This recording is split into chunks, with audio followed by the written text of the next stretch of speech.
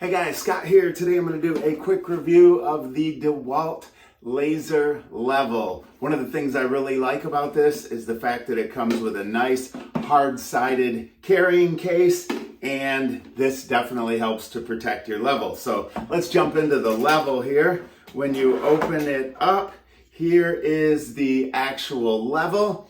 And a couple things that I like about this. One, it has the green, as you can see here, crosshairs, right?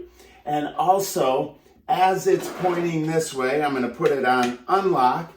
I can also turn here. It can swivel 360 degrees right here.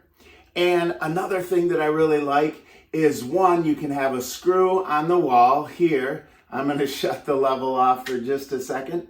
You can have a screw on the wall to mount it, or it also has the magnets, which is really, really helpful. Or, of course, you can mount it to a tripod, which works really well. And once you turn it on, it also has the ability to lock it as well. Overall, I like the fact that it's really easy to use, it's extremely accurate, and when you need that crosshair level, this thing comes in and works great.